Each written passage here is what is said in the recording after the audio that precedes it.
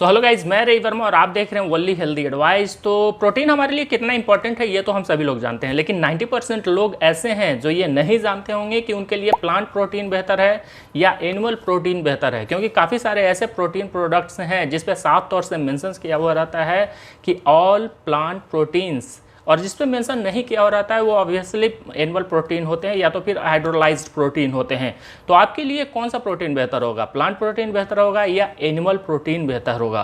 क्योंकि 20% हमारा जो बॉडी है वो प्रोटीन से बना हुआ रहता है। इसे आप इस तरीके से भी समझ सकते हैं कि हमारा जितना भी फंक्शन, बॉडी फंक्शन है, उसमें 20% प्रोटीन इन्वॉल्व होता है, यानी प्रोटीन का रोल होता है। हमारा जितना भी मेटाबॉलिज्म प्रोसेस है, मेटाबॉलिक प्रोसेस है, उसमें प्रोटीन इन्वॉल्व होता है, प्रोटीन का इस्तेमाल होता है।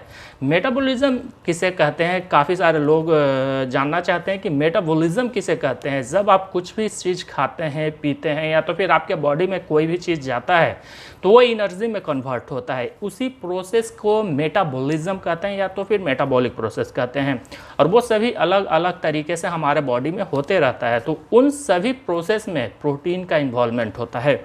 प्रोटीन हमारा बॉडी स्टोर कर नहीं रख पाता है, जिसके लिए बेहद इम्पॉर्टेंट हो जाता है कि आप ऐसे फूड्स और ऐसे प्रोडक्ट का इस्तेमाल रहें जिसमें हाई क्वालिटी में प्रोटीन उपलब्ध हो, ताकि आपको प्रोटीन की डिफिशियंसी ना हो सके। क्योंकि हमारा बॉडी प्रोटीन स्टोर कर नहीं रखता है। प्रोटीन को दो सोर्स के जरिए प्राप्त किया जा सकता है, प्लांट सोर्स और एनिमल सोर्स। इसलिए प्लांट प्रोटीन और एनिमल प्रोटीन कहा जाता है। काफ़ी सारे लोगों का मानना होता है कि आप प्लांट प्रोटीन इस्तेमाल करें या तो फिर एनिमल प्रोटीन इस्तेमाल करें, इससे कोई फर्क नहीं पड़ता है। लेकिन काफ़ी सारे लोगों का ये भी मानना होता है कि plant protein is superior than animal protein, यानी प्लांट प्रोटीन सबसे बेहतर है, एनिमल प्रोटीन से भी बेहतर माना जाता है प्लांट प्रोटीन को।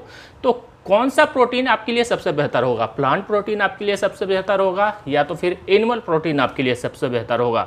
तो आइए जानते हैं इस वीडियो में। वीडियो को लाइक ज़रूर करें और हो सके तो इस वीडियो को शेयर करें ताकि ये इन्फॉर्मेशन दूसरे लोगों तक पहुंच सके।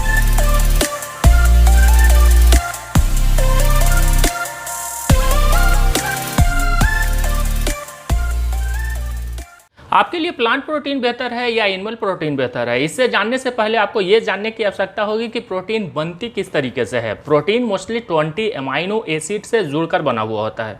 और जब भी आप कोई प्रोटीन इस्तेमाल करते हैं या तो फिर प्रोटीन प्रोडक्ट इस्तेमाल करते हैं तो वो आपके स्टोमक में जाकर पहले अमाइनो एसिड में ही डिवाइड होता है, उसके बाद ही वो डाइजेस्ट हो पाता है।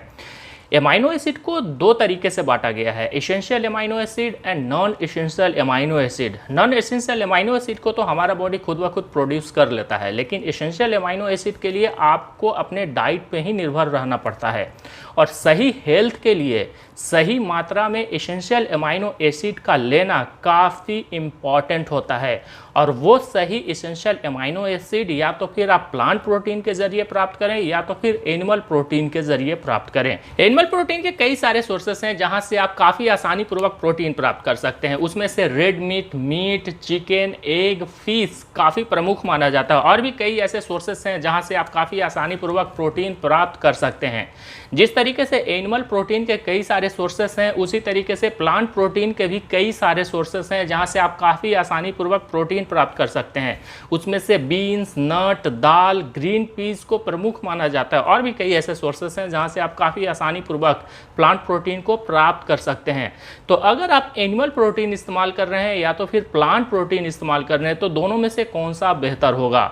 एनिमल प्रोटीन को कंप्लीट सोर्स ऑफ प्रोटीन माना गया है, यानी उसमें कंप्लीट मात्रा में आपको प्रोटीन प्राप्त होगा। और प्लांट प्रोटीन को इनकम्प्लीट सोर्स ऑफ प्रोटीन माना गया है, यानी प्लांट प्रोटीन में सभी मात्रा में आपको प्रोटीन प्राप्त नहीं होने जा रही है। तो ऐसा क्यों होता है? एनिमल प्रोटीन को सुपीरियर क्यों माना गया है और प्लांट प्रोटीन को कम क्यों माना गया है?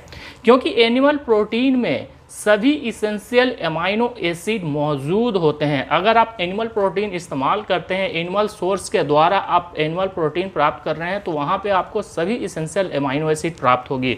जो आपके बॉडी को काफ़ी आवश्यकता होती है। जितने भी एसेंशियल अमाइनो एसिड होते हैं वो हमारे शरीर के लिए काफ़ी इम्पॉर्टेंट होते हैं, और एनिमल प्रोटीन में सभी एसेंशियल अमाइनो एसिड मौजूद होता है, जबकि प्लांट प्रोटीन में 1 या 2 से 3 अमाइनो एसिड मिसिंग होते हैं, जिसके कारण ये इनकम्प्लीट सोर्स ऑफ प्रोटीन कहा जाता है। तो एनिमल प्रोटीन को कंप्लीट सोर्स ऑफ प्रोटीन कहा जाता है और प्लांट प्रोटीन को इनकम्प्लीट सोर्स ऑफ प्रोटीन कहा जाता है, यानी एनिमल प्रोटीन को सबसे बेहतर माना गया है। अगर आप एनिमल के जरिए प्रोटीन प्राप्त कर रहे हैं तो वहाँ पे और भी कई सारे ऐसे न्यूट्रिएंट्स हैं जो हाई क्वालिटी में प्राप्त होती हैं, जैसे विटामिन B12। विटामिन B12 मुख्य रूप से फिश, एग, मीट में ही प्राप्त किया जाता है। जो लोग एनिमल फूड को अवॉइड करते हैं, जो लोग वेजिटेरियन होते हैं, उनमें मुख्य रूप से विटामिन B12 की डिफिशिएंसी देखी जाती है।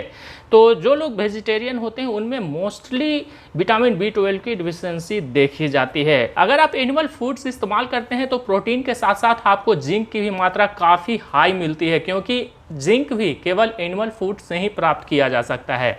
DHA को भी एनिमल फूड्स में काफ़ी अधिक मात्रा में देखा गया है, और अगर आप एनिमल फूड्स के ज़रिए प्रोटीन प्राप्त करते हैं तो वहाँ से आपको DHA भी काफ़ी आसानी पूर्वक मिलती है, जो कि आपके ब्रेन के लिए काफ़ी इंपॉर्टेंट होता है।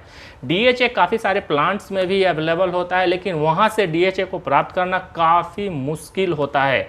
तो अगर आप एनिमल से प्रोटीन प्राप्त करते हैं तो वो कंप्लीट सोर्स ऑफ प्रोटीन कहा जाता है, वहाँ से आपको काफ़ी हाई मात्रा में न्यूट्रिएंट्स भी प्राप्त होते हैं। लेकिन इसका मतलब ये बिल्कुल भी नहीं कि प्लांट प्रोटीन बेहतर नहीं है।